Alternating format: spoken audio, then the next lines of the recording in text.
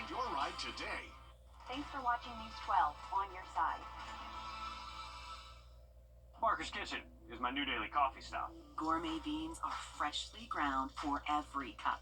Get your own cup of great tasting, freshly brewed coffee at Parker's Kitchen. Live from Augusta, you're watching News 12 at 6 o'clock. Millions of dollars for Dias Park largely remain untouched tonight. In the meantime, neighbors are paying the price. It's all the talking over with, time for action. That's all. We have the latest on the city's plans for the park in just a few minutes. Good evening and thanks for joining us. I'm Wrdw.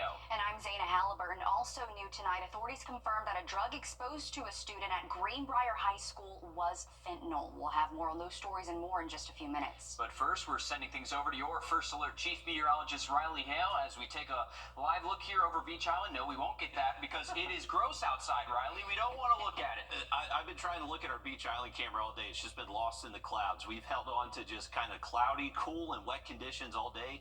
Our high temp our high temp for the day is 49, but it was actually felt just after midnight last night.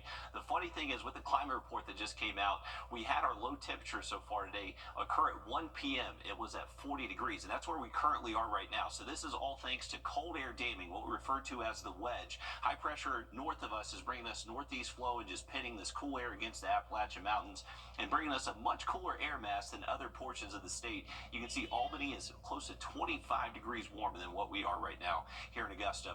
Now, once we add on the rain to our radar network, you can see there are some wet conditions well west of us, but throughout the day today, we've just had this drizzle, light shower activity. That's really starting to pick up in coverage again for this evening and tonight. So looking pretty wet if you are heading out for the rest of your Tuesday, and we are going to keep these wet conditions in play for your Wednesday as well. For the rest of tonight, our temperatures are just going to gradually hold into the 40s, not really expecting those to go up or down too much.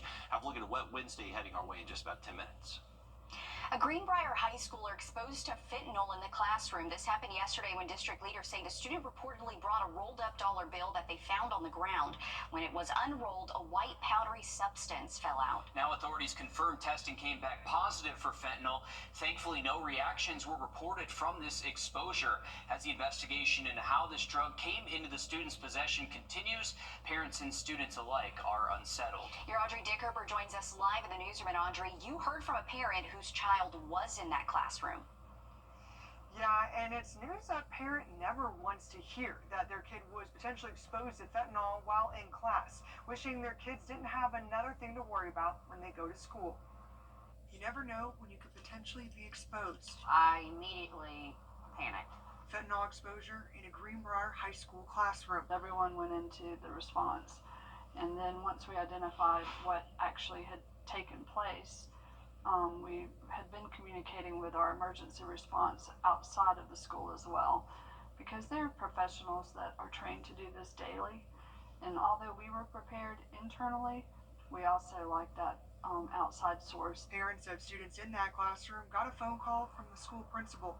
Janae was one of those parents to get that call. It's terrifying as a parent because you're already terrified about trying to protect your children at school, at work, driving, at home, or anything else, much less picking up a dollar from a gas station just so they can get a drink in between classes. The school sent out a letter explaining what happened. Students were given medical attention and the glass was moved to a different location and cleaned. But the school district tells us their schools have Narcan if needed. To press that plunger right there, and that would squirt the naloxone into their nasal. But luckily, they didn't need it this time. That was an eye-opener for him of how easy he could have been exposed to it, and it could have been a bigger problem, or he could have potentially, ended up in the hospital, and he had nothing to do with it. Thankful her son and nobody else was hurt. And it's scary, because all you want to do is protect your babies 24/7. And she did also say she was pleased with how the school handled the situation, and the school district says students returned to that classroom again this morning.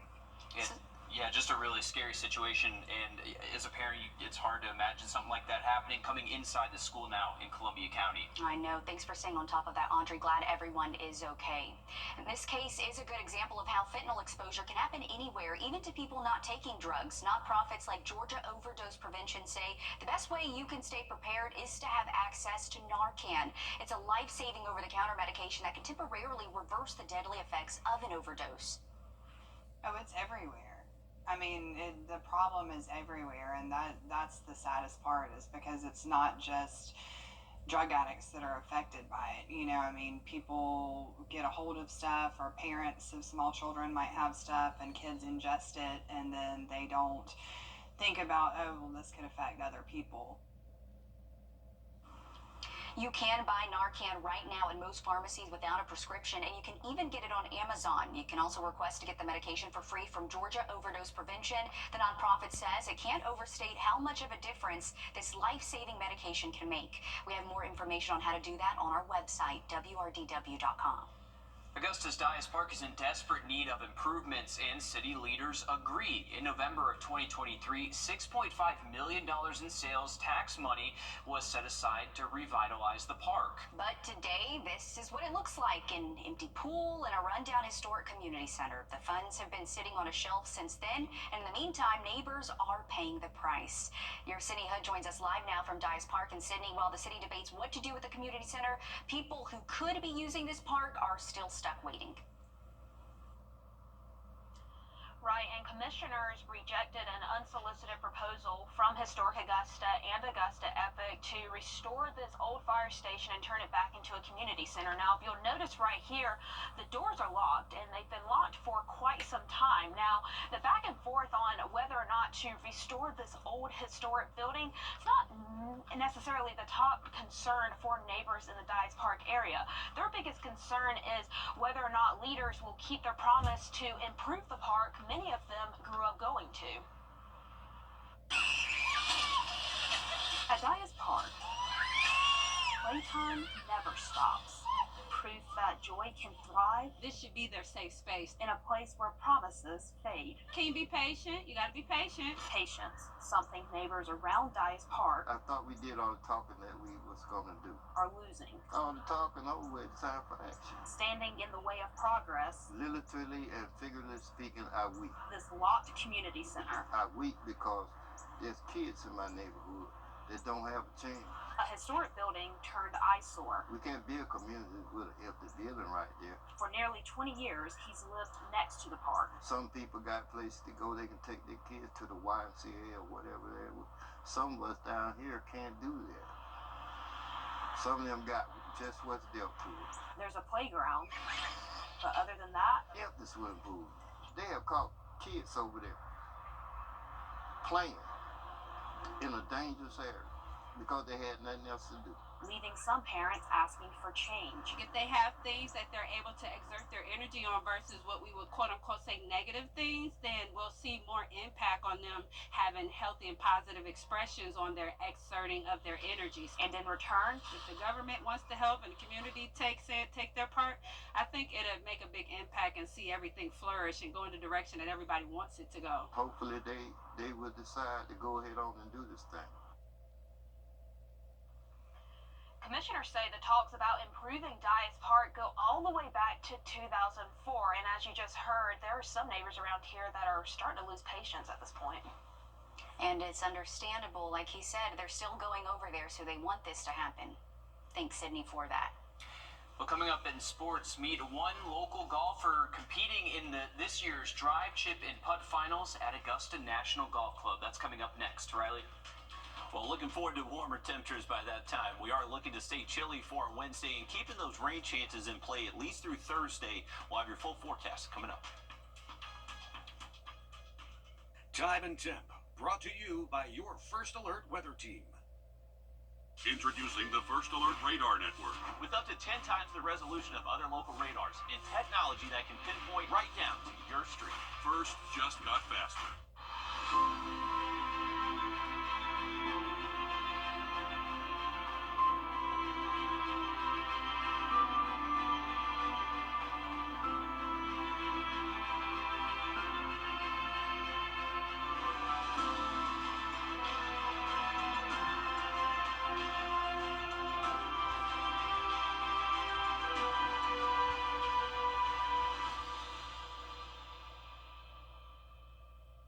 new Kias. And remember, look for the red ribbon.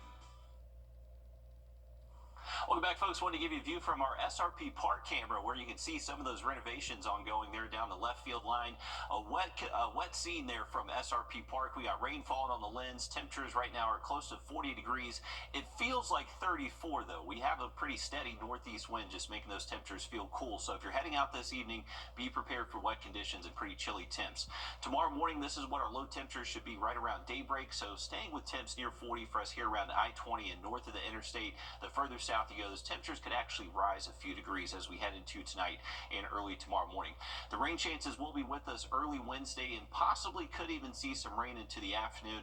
Take a look at the temperature difference across the area tomorrow afternoon. Northern counties stay in the 40s again all afternoon long. You get a little bit further south, though, you potentially could see those temps work their way into the upper 50s, maybe even get close to 60. So a big temperature spread out there tomorrow. Right now we're going with a high near 51 for us here in Augusta. Throughout the day Wednesday, once again, rain chances pretty much any point during the day. Cannot rule out some wet weather for you, but you can see the chances are much more likely in the morning time up until lunchtime. Once we get into the afternoon, those chances do look to drop off just a tad. But it's going to be Wednesday night into Thursday morning. We bring in that main cold front, and that's going to bring us some heavier rain, maybe even a thunderstorm. Right now, the Weather Prediction Center does have at least half of the CS area underneath a low flash flood risk. So that would be mainly for those flood-prone areas. Poor drainage, low-lying, just floods very easily. That's where we could see some minor issues as we head in towards our Thursday morning. Here's the way it's looking at our in-house model. Just these scattered light showers for this evening, continuing into tomorrow morning. You can see tomorrow morning, pretty good bet. A lot of the area should be seeing some rain out there. Now, once we get into the afternoon, possibly some breaks in the clouds in our southern counties. Take a look at the temperature divide across the area tomorrow afternoon. 40s for Saluda, but possibly as warm as the 70s for places like Swainsboro. We'll be right in the middle here in Augusta. That cloud cover should hold pretty steady.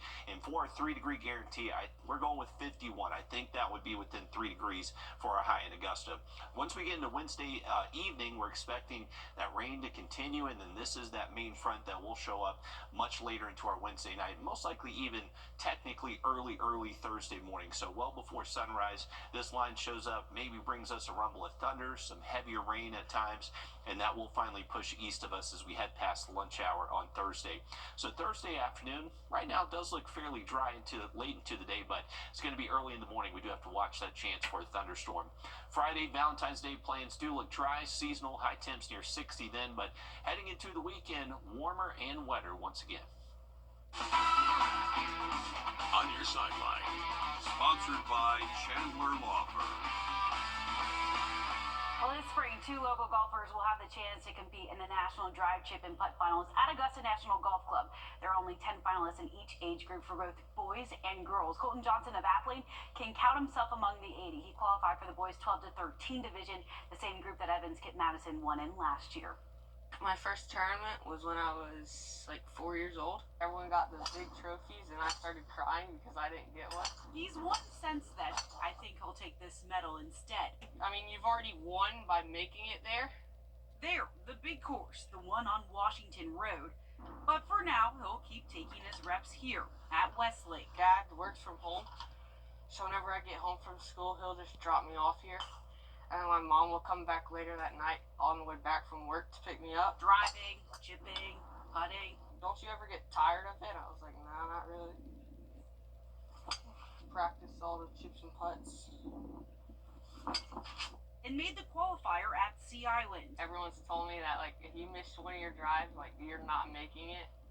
But then I just got lucky with all the bad weather and stuff. And came out on top. He knows what it takes. Friendly advice helps. He said he wants to be the only one from Augusta to win it.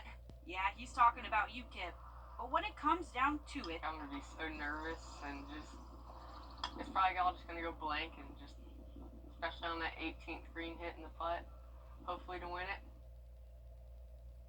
Colton is actually on the JV team at Greenbrier. Shane Strickland of Aiken will compete in the boys 7 to 9 division. The 11th Drive, Chip, and Putt National Finals will be played on April 6th prior to the start of the 89th Masters Tournament. Thanks for that, Alyssa. Exciting time for them. An organization centered around helping families is getting ready to celebrate a huge milestone. Augusta Partnership for Children works to give kids the tools and support they need. With a large fundraising event happening later this month, they're finding solutions and how they can help more families through their programs. Augusta Partnership for Children is getting ready to celebrate 40 years. They're a nonprofit organization supporting families in Richmond County. Executive Director Candace Hillman says most of their programs are free to anyone who enrolls. Many of our programs are like resource building programs. Families come to us not because they don't have, but sometimes people want to enhance the resources that they have. And they're able to do just that through initiatives such as the Parents as Teachers program.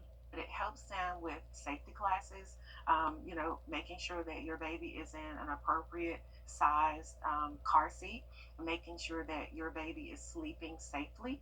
They also are here to provide necessities like baby formula. Augusta Partnership holds giveaways when the items are available. We have been fortunate enough to receive a surplus of baby formula, and so of course we want to make sure that it is available for as many families as possible. She says they're looking to continue supporting the community through their large annual fundraiser, a charity soiree, and silent auction event. Many times we have families in situations that require other things, and so when we raise funds, we can utilize those dollars to provide some of those additional services that can't be covered through some of the services from our grants. So this really is a big event. I'm told through this fundraiser, they would like to get a program called the Family Self-Sufficiency Initiative up and running again. It's filled with a lot of resources, and parents can learn from one another while developing a plan to help better their lives. So really a great thing they're doing. They will have more baby formula giveaways also happening in the future. Which we've heard are super helpful for a lot of families, especially now. And they've been around 40 years, doing great work too. I know. Congratulations to them. If you're interested, the event is taking place Friday the 21st at the Augusta Shrine Club. It starts at 6 o'clock. We have all of the information on our website. A heated debate taking center stage between South Carolina's Representative Nancy Mace and Attorney General Alan Wilson. We've got the latest on Mace's accusations made on the U.S. House floor coming up after the break. First Alert Radar, powered by Jim Hudson Automotive Group. Georgia's heavy truck. Breaking news just into the newsroom. The Columbia County Board of Education just voted 3-2 in favor of opting out of Georgia's new homestead exemption law. This comes after Georgia voters and Columbia County overwhelmingly voted for the law in November's election. Notably, county commissioners have not voted to opt in or out. They have until March 1st to do so. Well, Charleston area Congresswoman Nancy Mace is accusing her ex-fiance of sexually assaulting her and others, and accusing the state attorney general Alan Wilson of slow-walking prosecution. Mace made the accusations on the House floor. Your Washington News Bureau correspondent Brendan Cullerton reports from the Capitol. Representative Nancy Mace says her ex-fiance filmed sexual acts with both her and other women without their consent, including with those in an incapacitated state. Nance also says the South Carolina Attorney General is not taking action. I'm going scorched earth. South Carolina Republican Nancy Mace says she accidentally uncovered heinous crimes allegedly committed by her ex-fiance and multiple associates. We're talking about rape, non-consensual photos, non-consensual videos of women and underage girls, and the premeditated, calculated exploitation of women and girls. Mace's ex-fiance categorically denied the allegations and says he will cooperate fully with any legal process to clear his name. The South Carolina Law Enforcement Division says it has been investigating allegations of assault and harassment since December 14th, has conducted multiple interviews, and served multiple warrants. The purpose of my speech tonight is to make sure these women will never be forgotten, and the men who hurt them will never be allowed to get away with it or hide again.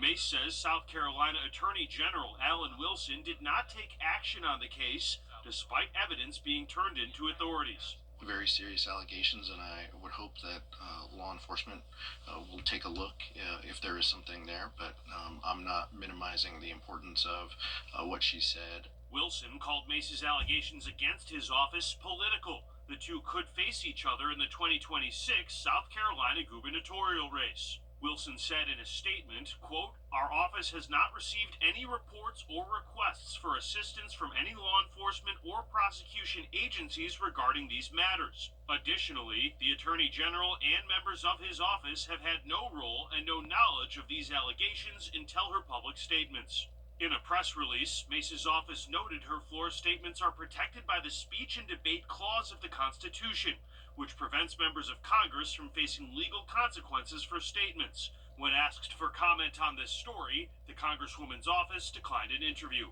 Reporting in Washington, I'm Brendan Cullerton.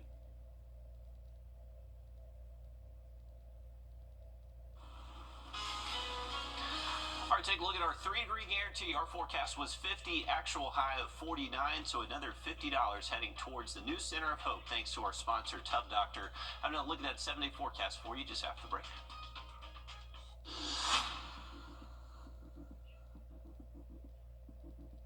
Ashley's present. Big news. Interiors Market is merging with Weinberger's Furniture, and we are celebrating with a huge consolidation sale. And right now, save up to 50% off all of our Made in America furniture. Save on stylish sofas, elegant dining sets, and American-made mattresses. This is your chance to grab amazing deals as we combine our inventories. With up to 50% off, you can transform your home without breaking the bank. Can you save big at Weinberger's Made in America sale? Yes, you can. Okay. Hello, sir. Stop me for your speed today. I got you at 54 and the 45, all right? It's going to be a warning, but I should just slow it down, okay? Thank you. Sir. Yeah. I don't mean to argue with you, but I was not going 54 miles per hour. Because I had the cruise control set at 64. All right, sure. Well, if that's the way you want to have it, here's your ticket for 64. Thank you. For U64.com. Don't miss Ashley's with Ashley. Breaking news, deputies have just announced the arrest of a man accused of vehicular homicide. Michael Kelly is accused of hitting and killing a victim riding a moped on January 26.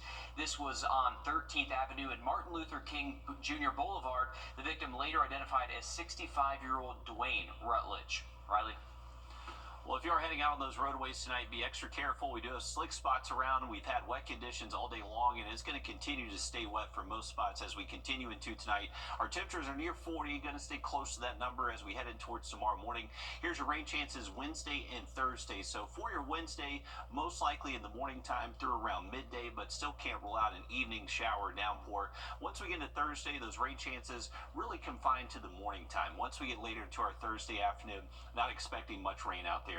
Now, temperatures are going to stay chilly again for us here at Augusta for tomorrow. High temps are going to stay near 50. It may be a struggle to even get to 50 here in town. Once we get to Thursday, that front warms us up a little bit behind that storm activity, and then Valentine's Day looking like the nice day we'll see for the next 7. Thanks, Riley. We're back live on 26 News at 7. And for News 12 at 10 and 11 o'clock. Thanks for watching.